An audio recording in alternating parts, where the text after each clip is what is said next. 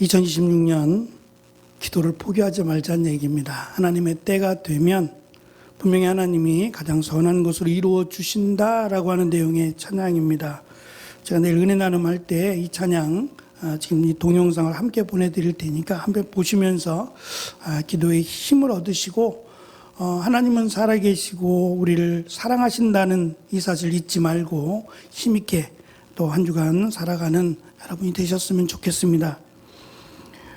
말씀드린 것처럼 옛사람을 벗어버리고 새사람을 입으라고 하는 것은 첫째 옷하고 연결되어 있어요. 이 말씀은 어렵지 않다는 거예요. 옷이 복잡하지 않습니다. 지금처럼 많은 옷을 입는 것도 아니고요. 그렇다면 옷 벗고 옷 입는 게 뭐가 어려워요?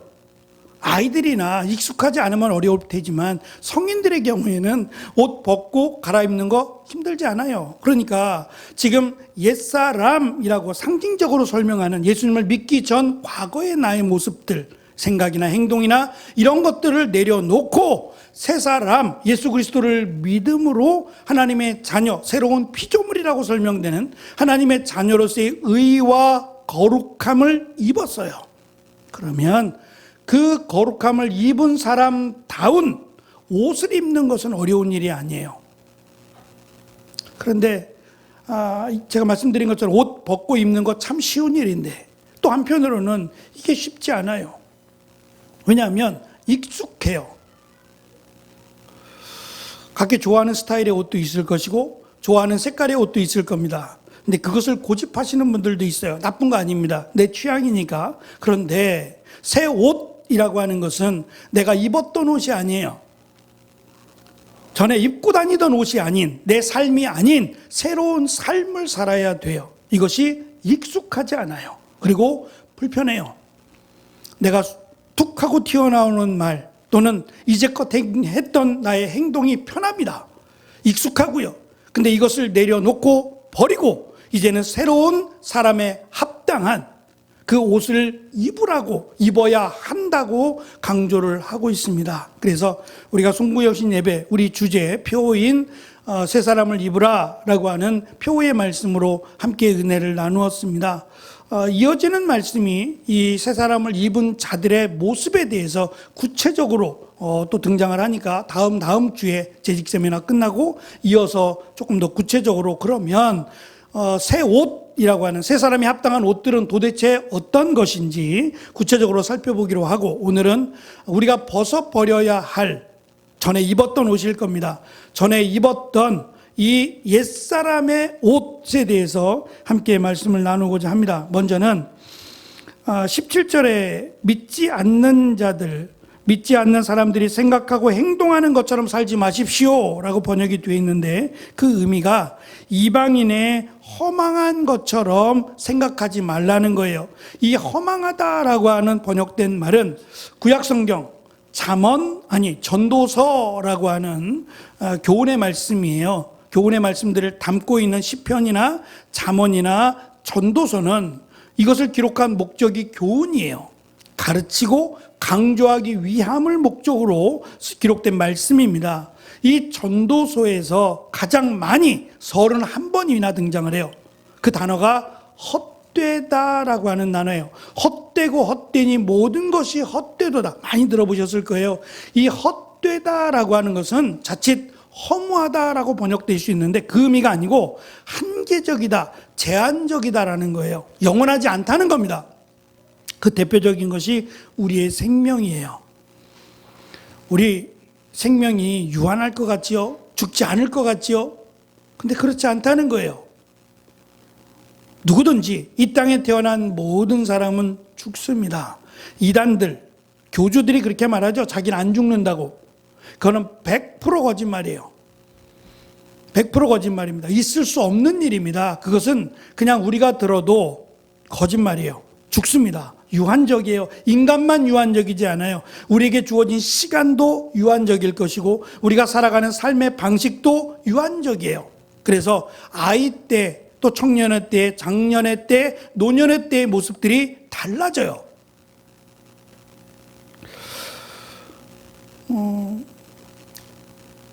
저희 아이가 이제 결혼을 해서 뭐 이렇게 어쩌다 이야기하다 보니까 제가 그 핸드폰에다 늘 넣고 다니는 사람 사진 가운데 하나가 이 결혼하고 그때 아마 결혼하고 얼마 안 돼서 이렇게 찍은 사진이에요. 야유회 가서 찍은 사진 같은데 내과에서 찍은 사진인데 이거를 딸이 갖고 있었어요. 이걸 왜 갖고 있나 모르겠는데 그러면서 이제 남편한테 사위한테 이걸 보여주면서 아빠 옛날 사진이 이래. 그리고 보여주니까 깜짝 놀라는 거예요.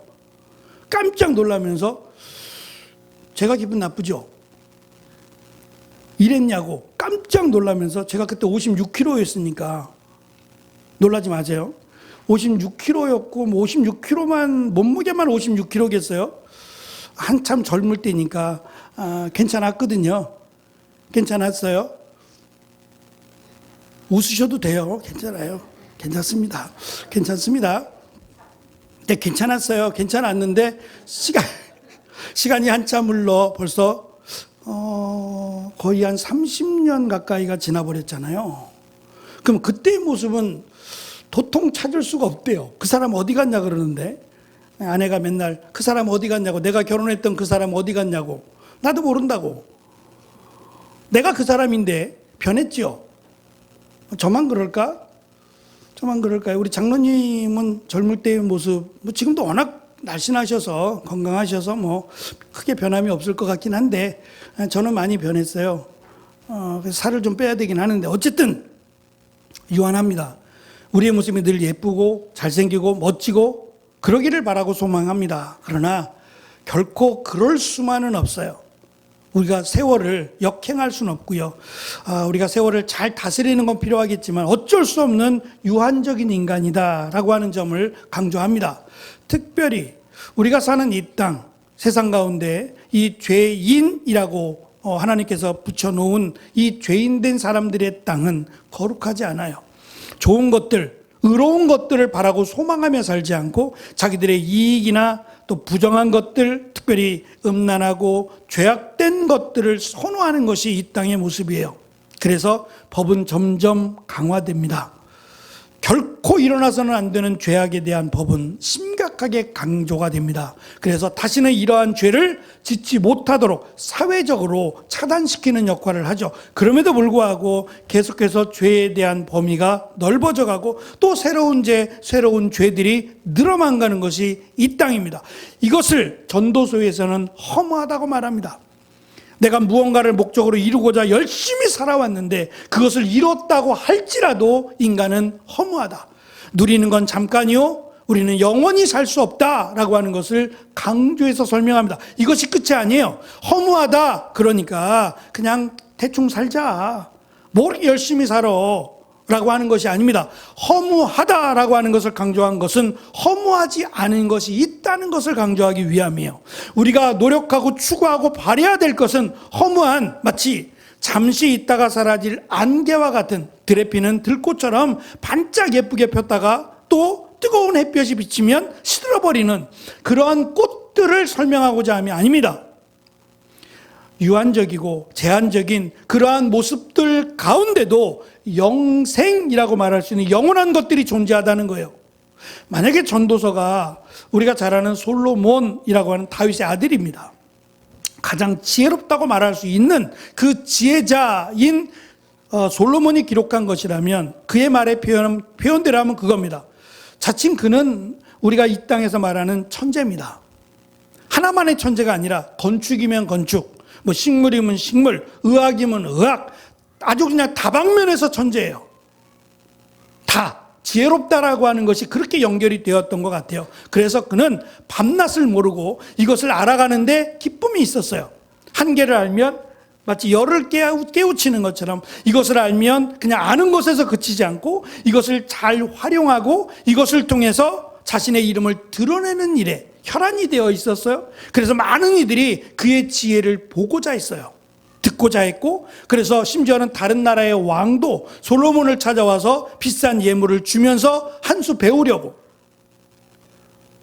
그 정도였단 말입니다. 그렇게 열심을 다해서 잠도 안 자가면서 내가 세상에 관심을 가졌는데 이것이 그의 말에 의하면 허무하다는 거예요. 헛되다는 겁니다. 그러면서 하는 말입니다. 해 아래, 해 밑에 사는 모든 세상의 것들은 새로운 것이 없더라. 해 아래 새 것이 없다는 거예요. 새로운 것처럼, 내가 무언가 대단한 걸 발견한 것처럼 착각하며 살았다는 거예요. 이미 하나님이 만들어 놓으신 거였다. 근데 내가 그걸 깨닫지 못하다가 이것을 깨달은 것 뿐이지, 사실은 이것은 다 하나님이 만드신 것에 불과하다. 그런데 나는 마치 이것이 대단하고 내가 이것을 알아가고 이것을 만든 것처럼 착각하며 살았다. 헛되다는 거예요. 그러면서 가장 중요한 한 가지를 강조합니다. 그것은 헛되지 않는 것, 영원한 것, 아주 진실된 것, 이것이 있는데 그것은 여호와를 경외하는 것이다라는 거예요.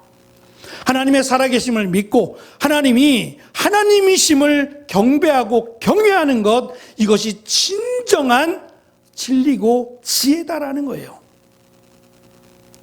우리가 세상 가운데 자기의 이름을 드러낼 만큼 대단하지 않을 수도 있어요. 그냥 당장 먹고 사는 일에 급하고 또 내 앞길을 헤쳐나가는데도 급할 수도 있겠어요.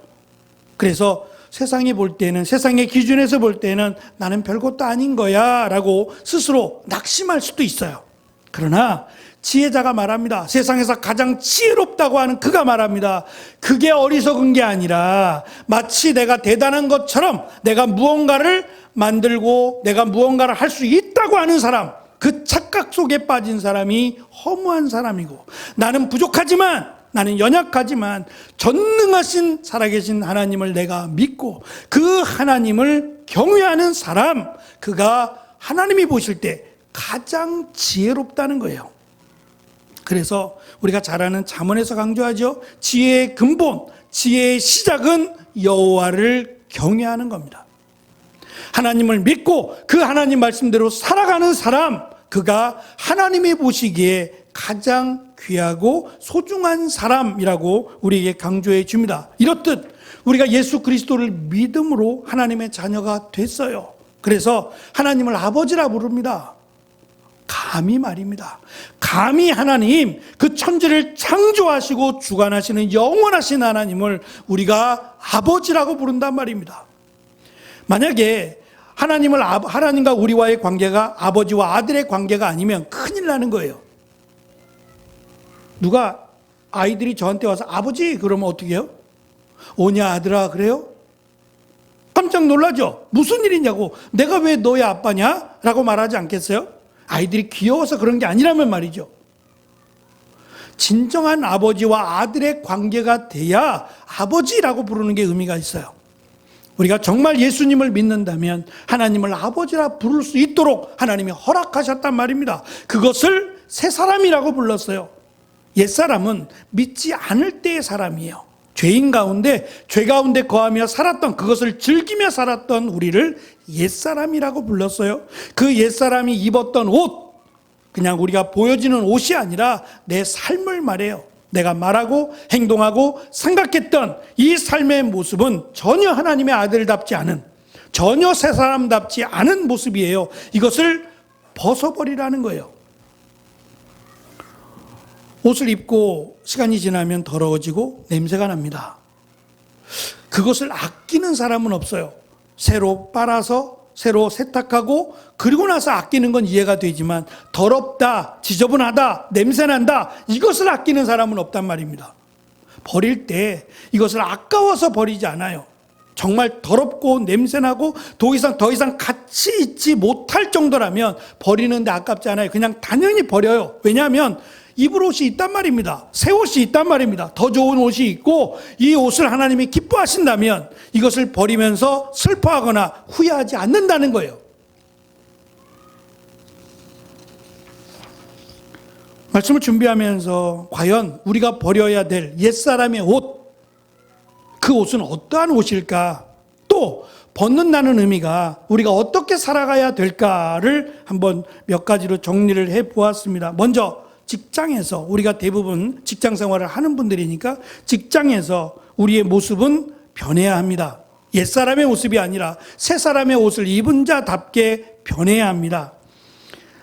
직장에서 옛사람의 모습은 남들도 다 아는데 라고 하며 회사의 물건을 슬쩍하거나 경비를 부정직하게 청구하거나 자신의 말에 실수를 덮기 위해 동료에게 책임을 전가하는 거짓말을 했다면 이제는 그것을 벗어버리고 정직하게, 비록 손해를 보더라도 내가 그것을 정직하게 바로 잡기 위해서 수고하는 일이 새 사람을 입은 사람의 모습이 될 겁니다.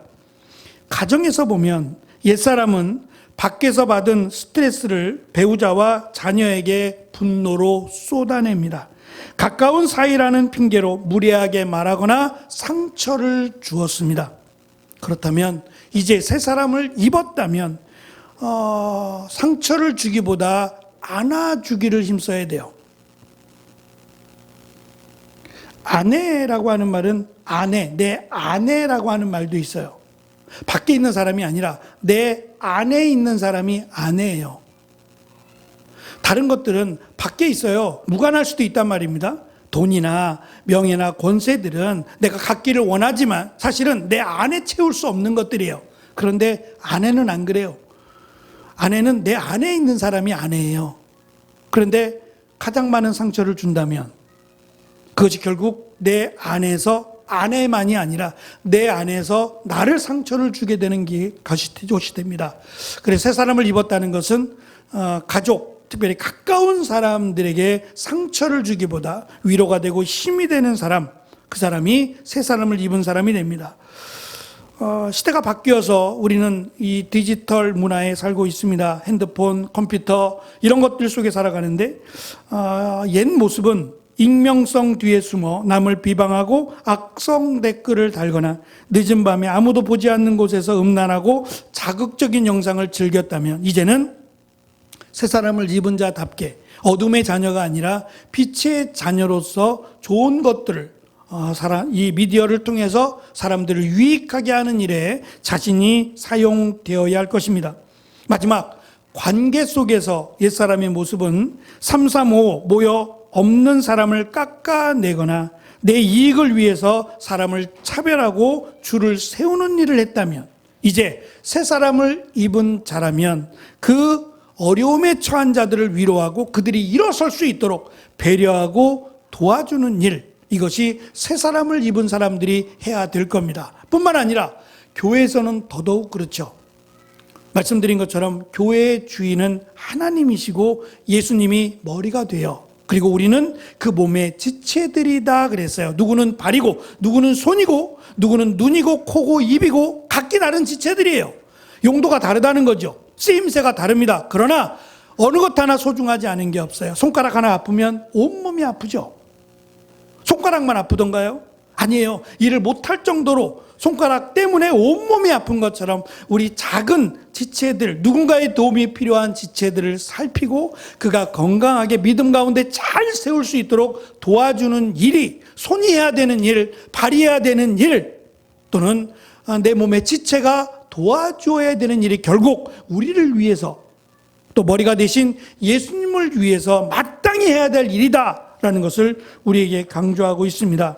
그래서 우리가 옛사람이라고 하는 이미 과거입니다. 예수 그리스도를 믿으면 우리는 옛사람이 아닙니다. 죄인도 아니고요. 이제는 새사람, 하나님이 의롭다고 하신 거룩함을 받은 사람이에요. 그 거룩함에 합당한 말, 거룩함에 합당한 생각, 거룩함에 합당한 행동을 하기 위해서 수고하고 또 그 일을 통해서 궁극적으로는 하나님이 기뻐하시고 하나님이 영광 받으시는 귀한 은혜가 2026년 이제 시작합니다. 시작은 하지만 금방 오는 것 같아요. 제가 1년 계획표를 저 뒤에 써놨습니다. 각 기관에서는 참고해 주시기를 바랍니다. 그 1년 계획표 365일인데 그 365일을 주일을 중심으로 해서 계획표를 짜보니까 금방이에요. 한 해가 금방이네? 라고 하는 생각이 들었어요. 그 1년 가치 있고 의미 있는, 특별히 우리의 믿음이 잘 자라가는 2026년 한 해가 되시기를 축원합니다. 기도하겠습니다.